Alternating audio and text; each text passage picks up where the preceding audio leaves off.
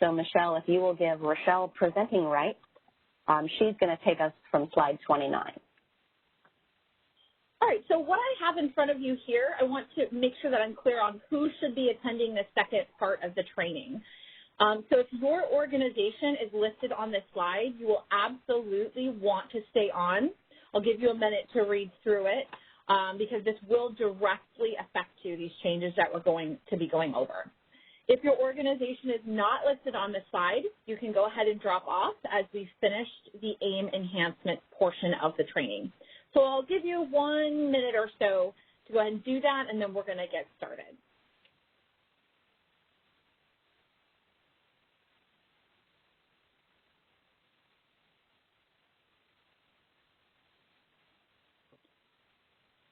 All right, so just another reminder, if your organization is listed on this slide, you're going to want to stay on this training as it directly affects you with regards to CIRA access.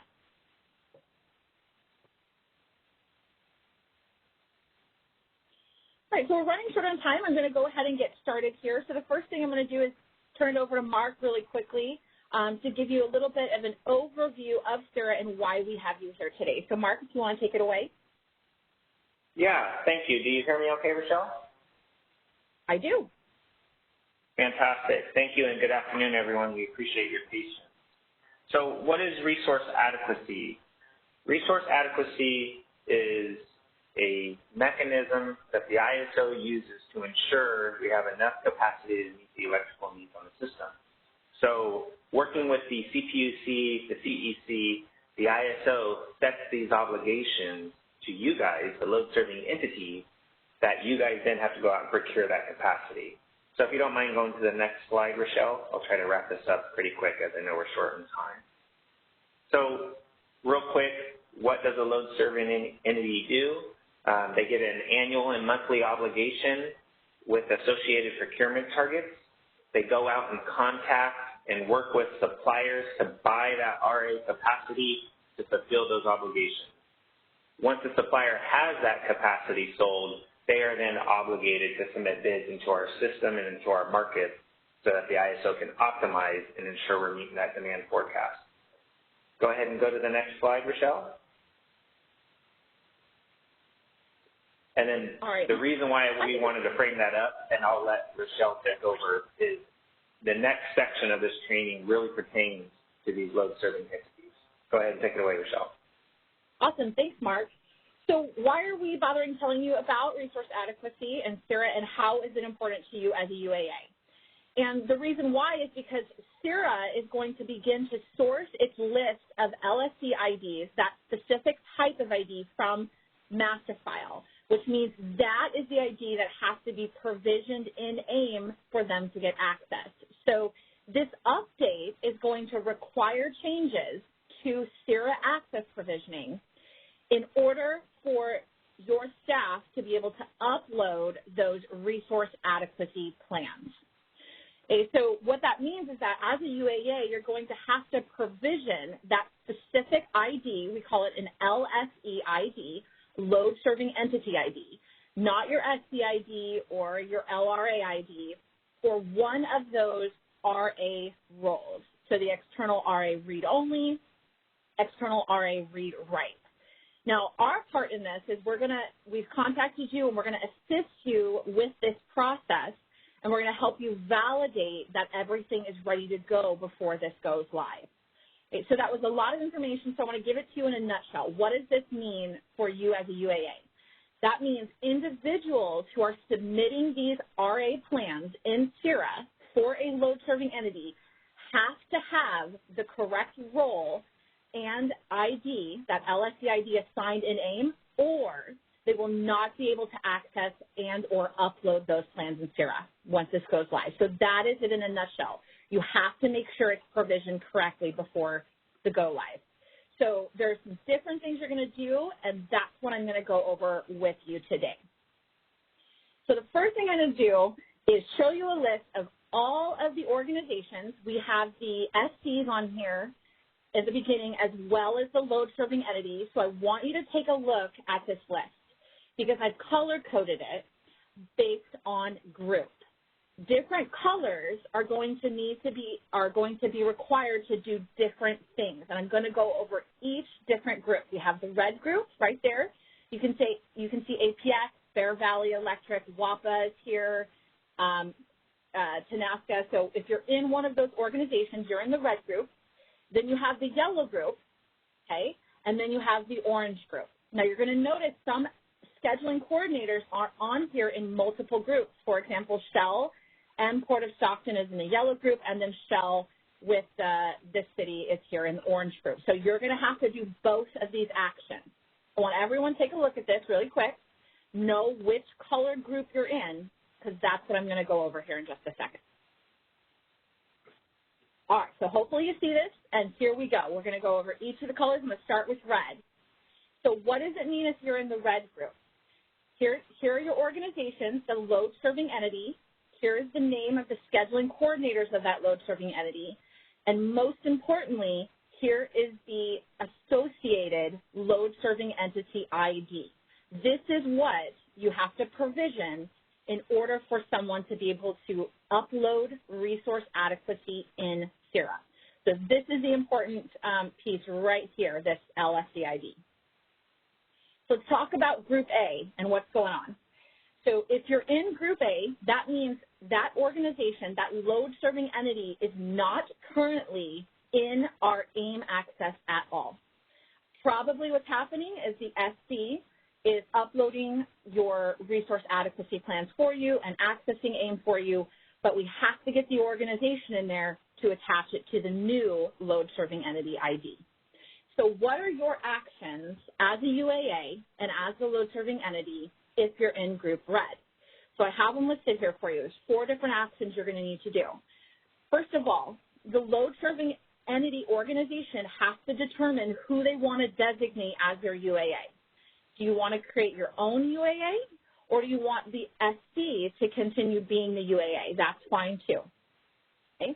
Then the next step is the load-serving entity has to submit the UAA form in order for us to place both the entity and the load-serving ID in AIM. Okay, so even if the UAA is from the SC, from the scheduling coordinator, we still have to get that UAA form, and I'm going to go over that process with you. Okay. If the scheduling coordinator is the one that you identify as wanting to be your user access administrator, they're going to have to endorse the users over to that newly created load-serving entity organization. Because remember, Group Red means the load-serving entity is not in AIM yet. And then last but not least, the load-serving entity UAA, or if it's the SC UAA, that's fine too, they have to go in and provision CIRA with that new load-serving entity ID so that those plans can be uploaded. Okay.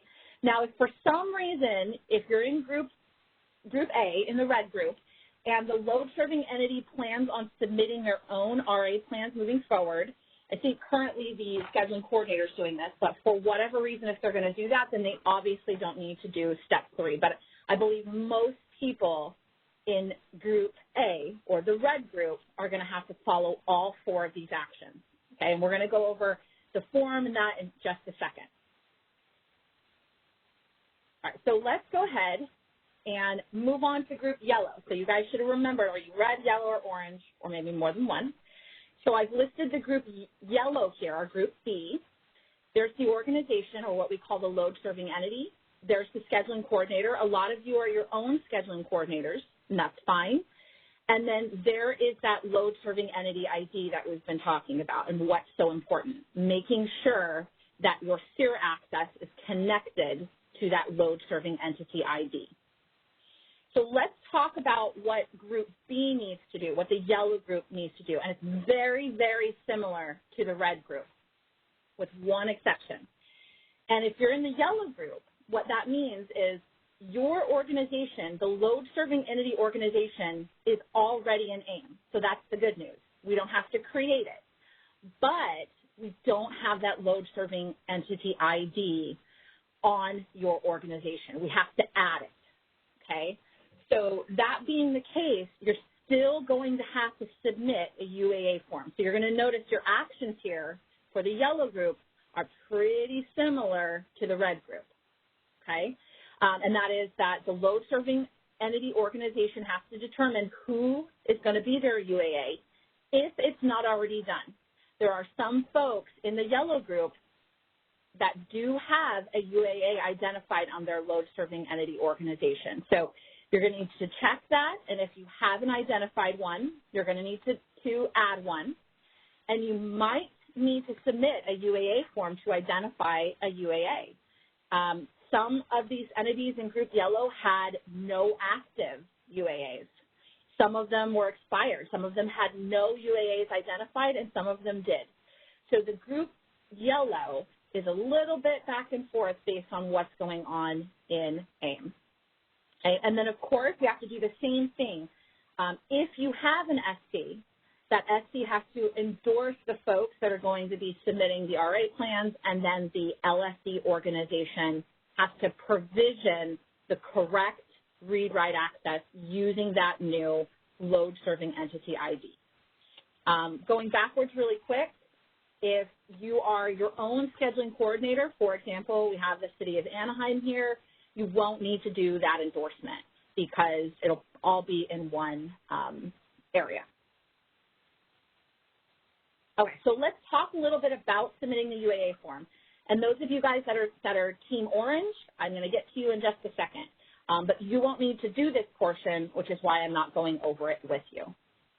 Okay? So the first thing is, how do you submit a UAA form? You're going to go to the public website. You're going to click on Application Access. And then right down here at the bottom, it says User Access Administrator Agreement.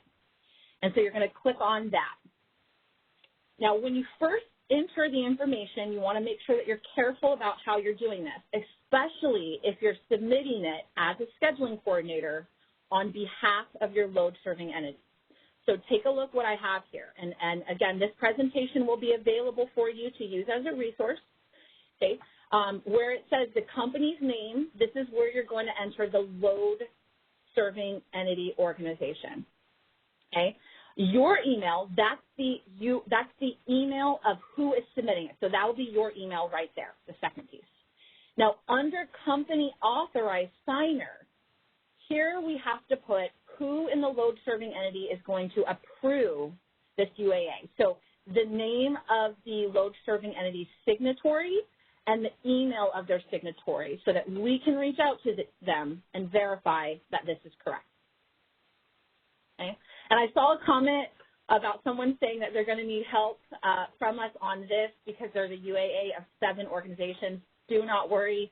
We will have your back, and we're going to talk about some additional help that we're going to be providing you later on in this training.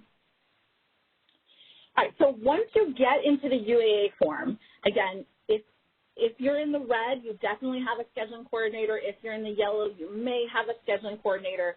You're going to want to be careful about how you fill this out. So the first piece is the submitter information. So who is actually submitting this request? That would be you.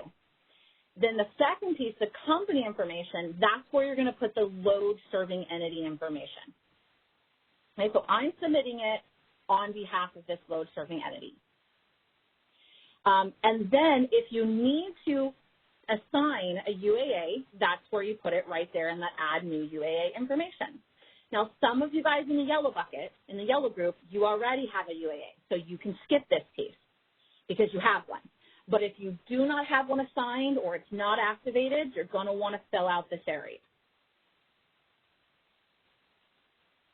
And then last but not least, you're going to want to indicate what access they need, especially verifying that you're clicking SIRA only, and this is the piece here, for load serving entities to submit RA plans. That's the important one, because that's going to make sure that it looks correct in AIM so that you can provision it as needed. Now, it's going to ask you what the LSC ID is, and you need to enter that. And if you remember, I'm going to go back just really quickly. I listed all of those on these slides. So this slide will be available to you, and these letters are what you're going to enter in that section. All right? All right. I'll take questions at the end because I know we're running short on time, but I want to go into Group Orange here. Okay, now Group Orange isn't going to need a UAA form, but they are definitely going to need to do something in AIM. So if you see your organization here, you see your name as a scheduling coordinator, and then this is your LSD ID. Okay? So let's talk about what Group Orange means. That means the good news is that load serving entity ID is already attached to your organization in AIM. But we've identified the fact that some CIRA users are using the incorrect ID. Maybe it's the SC ID, maybe it's the LRA ID. They're using an incorrect ID to upload those plans in CIRA. So what do you need to do?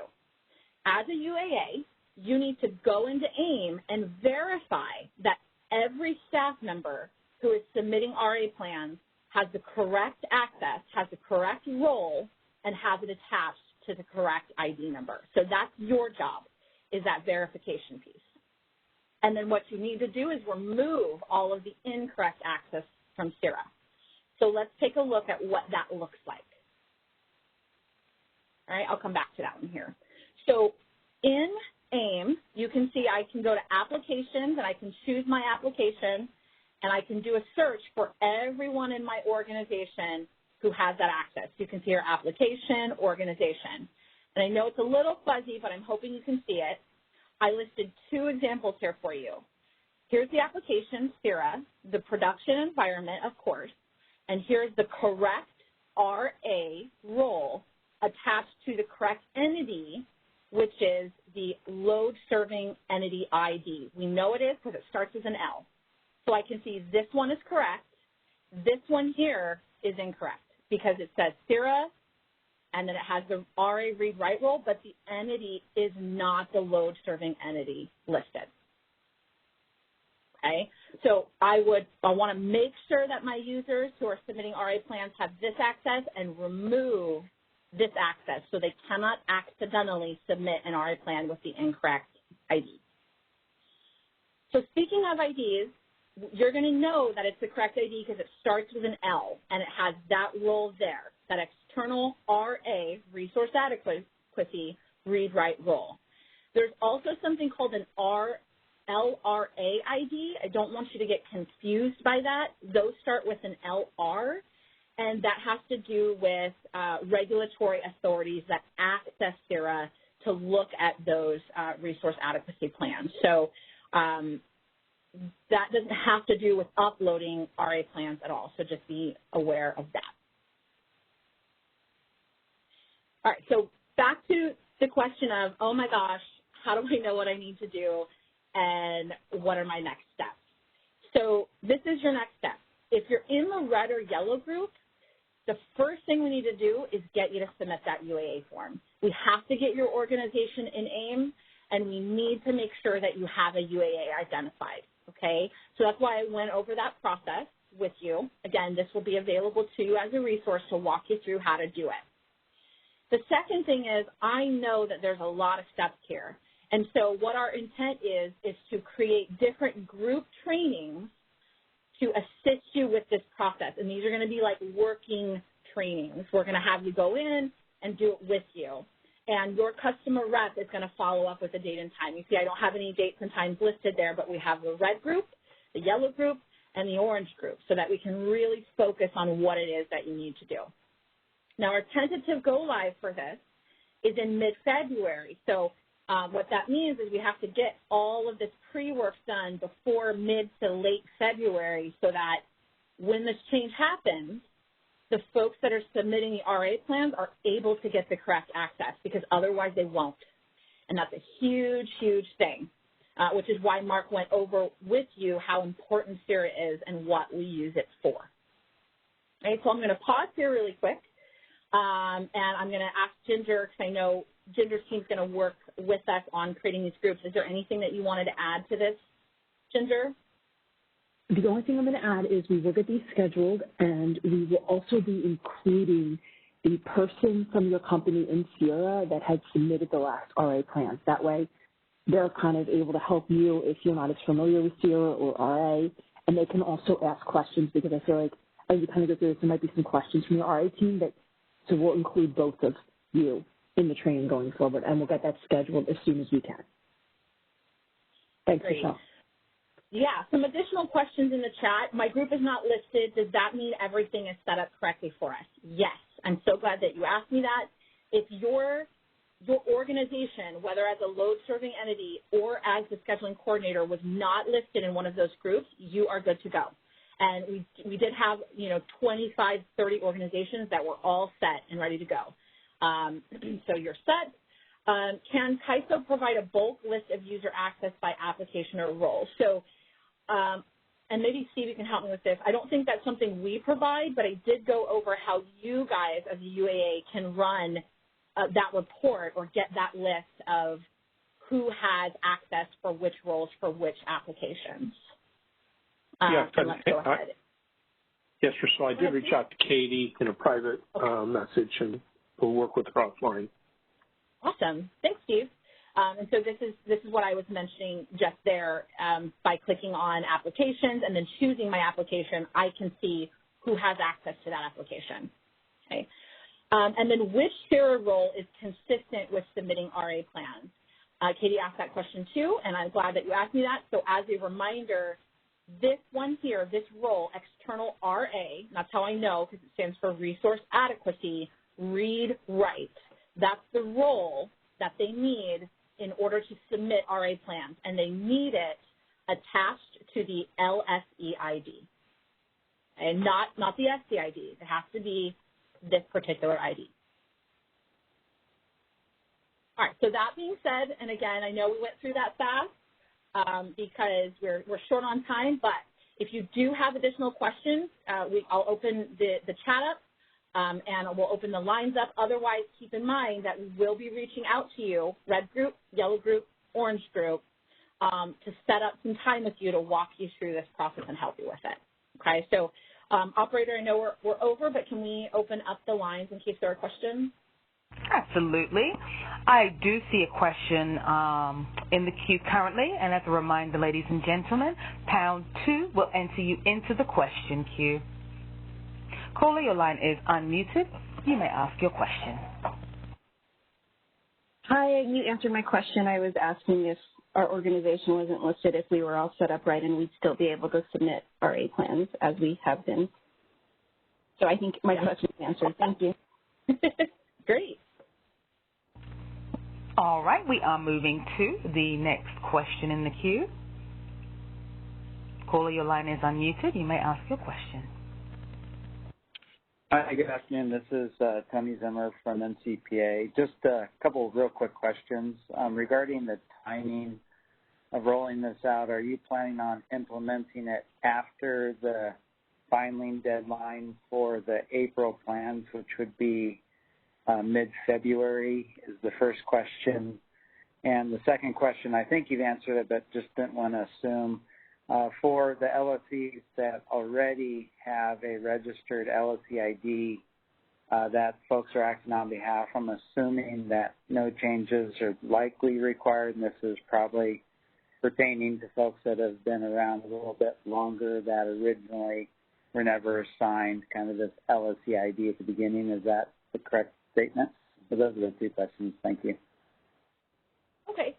So the first question, and I'll pull Ginger in here too, I can start answering it and see what she says, is that we're still working on a date, but we are going to push for after the filing deadline for April, yes, as much as we can. Is that correct, Ginger? That is, and we will take into consideration making sure everyone is set up properly before we actually make the change. Great. Thanks, Ginger. And to answer your second question, I think I'm still a little fuzzy about it, so let me ask you a question back. Which one of those groups did your organization fall into? Were you up there with a particular color?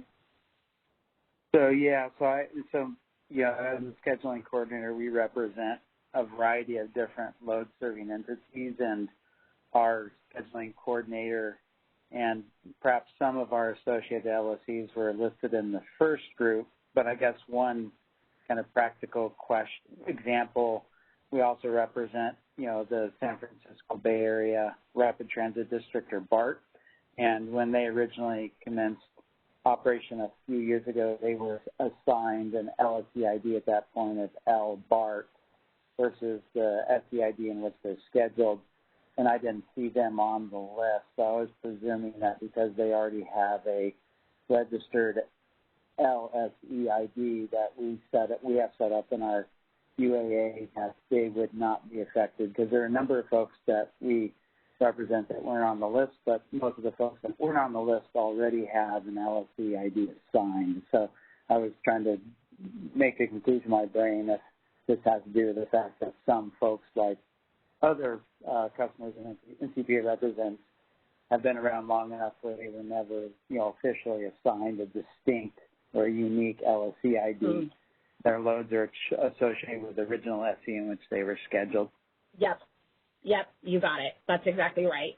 And so if they're not on the list, it's probably because they're newer and were assigned a distinct LSE ID, and that ID is already in AIM and being used in CIRA, where the other organizations were probably assigned a different ID to use prior to that process. Yes. Okay, and I'm sorry, I don't want to. I know we're short on time, but one more real quick question.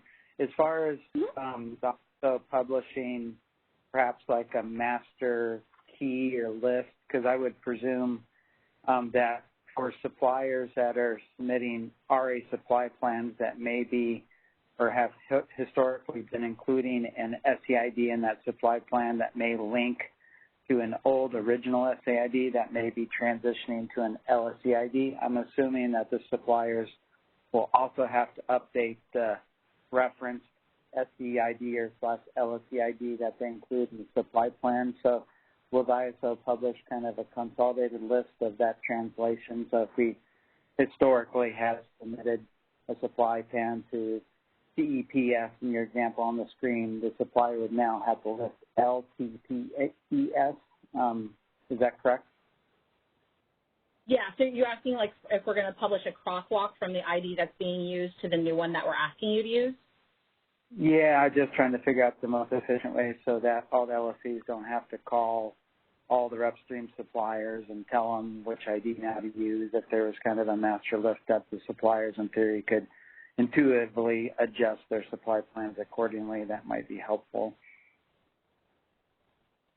So I'm going to ask maybe Mark or Ginger if you know if there's, not that I know of, besides of what I have here on this training, but I don't know what you guys' plans are or if you have plans to provide customers with anything like that. Do you guys know? Yeah, so I know the supply plan requires the listing of the appropriate LSC ID. So Ginger and I will talk offline and maybe do a targeted outreach to all those who have access to CIRA, providing them that list, and maybe see if there's an issue in posting that on the reliability requirements webpage. So we appreciate the suggestion. No, great, thank you. Mm-hmm. Are there any more questions in the queue? I do not see any more additional questions in the queue. All right, I do have one more question in the chat I want to make sure to answer, and it brings us to our next point here, which is, what is the contact email if you have questions regarding that CIRA provisioning? So I have an email for you here from my team, the training team, customer readiness at kaiso.com. But if you have questions regarding provisioning, so how do I go about doing this? What am I doing? And then Ginger and then Steve, if you can speak to this, how would you prefer that the customers reach out to the customer experience team if they run into questions during this process? If regarding provisioning, they could call the customer service line or send an email to customer service at kaiso.com, and we'll be happy to help them out. Great. Thanks, Steve. And again, city tickets are also a good way to go if they open up the city case. Yep. And then don't forget, we will be reaching out to you again to provide some additional assistance based on your color group to help out with this process. Or if you have questions about this training, specifically the training, you can send an email to customerreadiness@kaiso.com. One last thing I want to mention is just a big thank you to you guys for hanging in and staying on the line. This is a pretty important change, so I wanted to make sure to get this information to you. And just as a reminder, we'll have this as a recorded session as well as the presentation And last but not least, we do send out training evaluations after training. We really want to get your opinion on what you thought, what worked, what didn't. And so when you see that email, if you could just take a minute to fill out that evaluation, that would be fantastic. So with that, I'm going to go ahead and conclude our webinar for today. Thank you so much for your participation. I really hope that you found this useful and informative, and I just want to wish everyone a great day. That concludes our conference. Thank you for using Event Services. You may now disconnect.